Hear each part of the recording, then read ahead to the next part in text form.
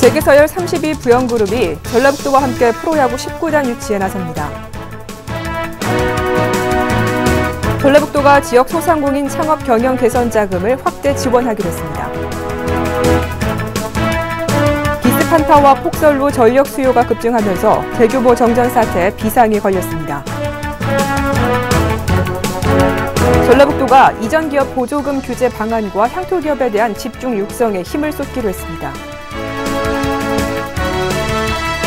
전라북도가 태양광 산업의 활성화를 위해 공공부문 수요 창출에 나설 계획입니다. 전라북도가 지방세 체납액이 3천만 원 이상인 고액 상습 체납자 55명의 명단을 발표했습니다. 일본 식품기업인 주식회사 자룩스가 국가식품 클러스터 지원센터와 투자 협약을 맺었습니다. 도민 여러분 안녕하십니까? 전북도정 주간뉴스입니다. 재계서열 32인 부영그룹이 전라북도와 함께 프로야구 19단 유치에 나섰습니다. 자산 규모 12조 원의 재계순위 30위권의 부영그룹이 프로야구 제19단 유치에 동의한 가운데 13일 전라북도와 협약을 체결했습니다.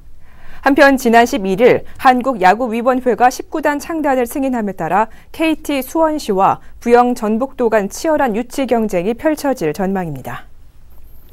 전라북도가 지역 소상공인 창업 경영 개선 자금을 확대 지원하기로 했습니다. 전라북도는 지속되는 경기 침체로 인해 소상공인의 자금 수요가 증가할 것으로 예상하고 지역 소상공인 창업 경영 개선 자금을 1,400억 원 이상으로 증액해 지원할 계획이라고 밝혔습니다.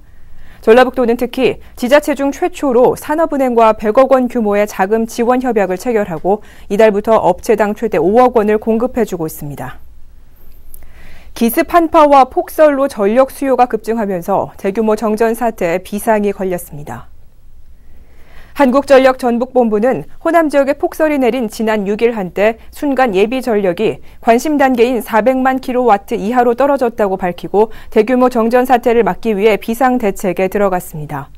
전라북도도 전력수급 비상대책 기간을 내년 2월 말까지로 정하고 에너지 절약 4대 실천운동 전개와 함께 서민생활 안정을 위한 물가 안정 대책과 복지시설 점검 등 월동 대책을 마련했습니다.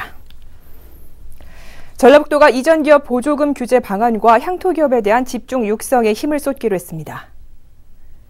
이는 매년 수백억 원대의 지원금을 받고도 현지인 채용에 소극적인 이전 기업들을 차단하기 위한 것으로 전라북도는 투자에 따른 기업 인센티브를 고려할 때 고용 규모에 비중을 두는 쪽으로 제도 개선에 나설 방침입니다. 전라북도는 이와 함께 제조업체의 고용 안정이 일자리 창출로 이어지는 만큼 향토 제조업체를 육성 지원하는 방안도 검토 중이라고 밝히고 조만간 이 같은 내용의 보조금 지원 조례 개정안을 만들 계획이라고 덧붙였습니다. 전라북도가 태양광 산업의 활성화를 위해 공공부문 수요 창출에 나설 계획이라고 밝혔습니다. 이에 따라 전라북도는 산업단지 공장 지붕에 태양광 발전시설 설치를 비롯해 다양한 공공 분야에서 태양광 수요를 확대하는 방안을 찾기로 했습니다. 전라북도는 도내에서 태양광 수요가 많이 창출되면 태양광 산업을 지역으로 집약시킬 수 있는 동시에 도내의 기존 태양광 기업들의 투자 촉진도 독려할 수 있을 것으로 전망했습니다. 전라북도가 지방세 체납액이 3천만 원 이상인 고액 상습 체납자 55명의 명단을 발표했습니다. 주요 공개 내용은 이름과 상호, 연령, 직업, 주소, 체납액 등입니다. 이들의 총 체납액은 45억 원으로 개인은 34명에 25억 원, 법인은 21개 회사에 20억 원입니다. 전라북도는 상습 체납자에 대해 수시로 금융 부동산 재산 조회를 통해 지속적으로 추적 관리하고 재산 압류와 출국 금지 등으로 납세를 압박해 나갈 방침입니다. 일본 식품기업인 주식회사 자룩스가 익산 국가식품 클러스터 지원센터와 투자 협약을 맺기로 했습니다. 주식회사 자룩스는 연간 매출 1조 2천억 원에 달하는 식품기업으로 오는 2015년까지 익산에 3만 3천 제곱미터 규모로 투자하며 야채류를 활용한 기내식 가공시설을 만들어 수출 가공 기지를 구축할 계획입니다. 국가식품 클러스터는 2015년까지 모두 5,535억 원을 투자해 식품 전문 산업단지를 조성하는 사업으로 11월 말 현재 57개 기업 연구소가 투자를 협약했습니다. 이상으로 전북도정 주간뉴스를 모두 마치겠습니다. 고맙습니다.